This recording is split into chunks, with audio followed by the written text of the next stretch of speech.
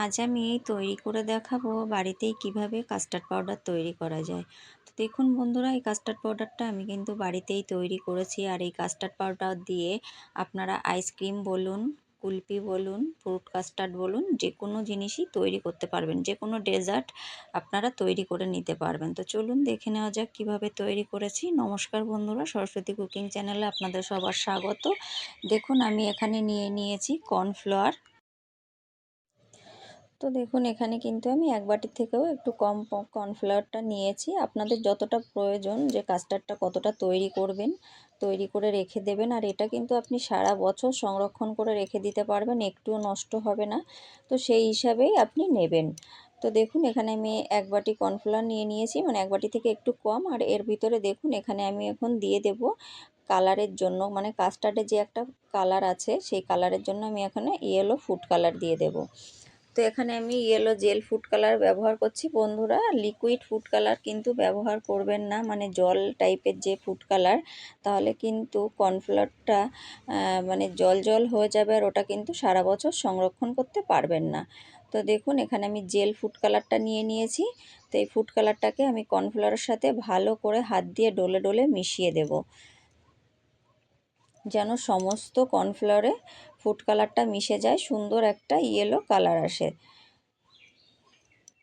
তো একটু সময় ধরে বন্ধুরা এই কাজটা করতে হবে, যেহেতু এই ফুড কালারটা দিয়ে হাত দিয়ে ভালো করে ডলে ডলে তৈরি করে নিতে হবে, একটু সময় লাগবে।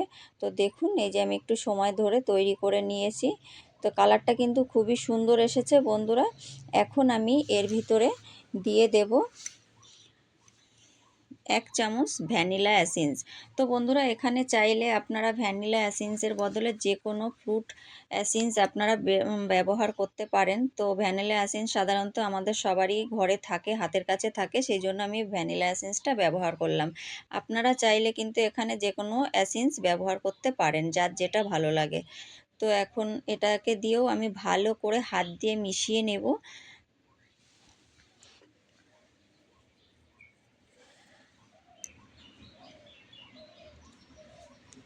তো দেখুন হাত দিয়ে ঠিক এরকমভাবে ডলে ডলে মিশিয়ে নেব। তারপর এটাকে আমি একটা বড় বাটি নিয়ে নিয়েছি, আর বাটির উপরে একটা চালনি নিয়ে নিয়েছি।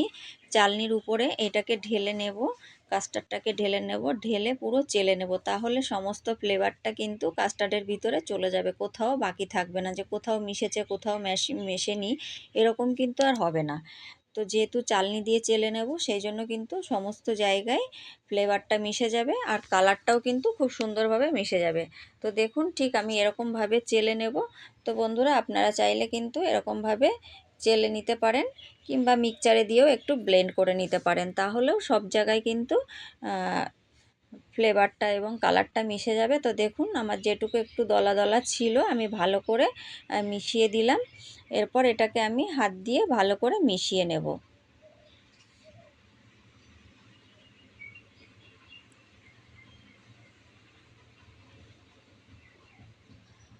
তো দেখুন বন্ধুরা, এটাকে আমি হাত দিয়ে ভালো করে মিশিয়ে নিয়েছি, আর খুব সুন্দর কাস্টার্ড তৈরি হয়ে গেছে।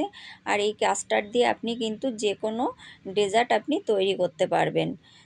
তো অবশ্যই বাড়িতে কিন্তু এরকম পাউডার তৈরি করে রেখে দিতে পারেন। এরপর চলুন এটাকে কিভাবে আমরা সংরক্ষণ করব সেটাও আমি আপনাদের দেখিয়ে দিই। তো দেখুন বন্ধুরা, এখানে আমি একটা কাচের বয়াম নিয়ে নিয়েছি। আপনারা চাইলে যে কোনো এয়ারটাইট কন্টেনারে করে কিন্তু রেখে দিতে পারেন, একদম নষ্ট হবে না। তো দেখুন এখন এই কাচের বয়ামটার ভিতরে আমি সমস্ত কাস্টার্ডগুলোকে ঢুকিয়ে রেখে দেব। আর এখন কিন্তু গরম এসে গেছে। তো যাই হোক, এই কাস্টার্ড পাউডার দিয়ে আমি কুলফি, আইসক্রিম কিংবা ফ্রুট কাস্টার্ড যে কোনো ডেজার্টই আমি তৈরি করে নিতে পারবো। তো আপনারাও অবশ্যই বাড়িতে একবার এরকমভাবে কাস্টার্ড পাউডার তৈরি করুন, আর তৈরি করে সংরক্ষণ করে রেখে দিন। যখন আপনি কোনো কিছু তৈরি করতে মন চাইবে, আইসক্রিম কিংবা কুলফি কিংবা কোনো ডেজার্ট, সাথে সাথে আপনি হাতের কাছে কিন্তু পেয়ে যাবেন কাস্টার্ড পাউডার। তখন কিন্তু কাস্টার্ড কেনার জন্য আপনার বাজারে যেতে হবে না। তো আমার ভিডিও যদি বন্ধুরা ভালো লাগে তাহলে লাইক, কমেন্ট, শেয়ার করবেন, আর প্লিজ চ্যানেলটিকে সাবস্ক্রাইব করে আমার পাশে থাকবেন। ভালো থাকবেন, সুস্থ থাকবেন। অসংখ্য ধন্যবাদ। দেখা হবে পরবর্তী ভিডিওতে। ধন্যবাদ।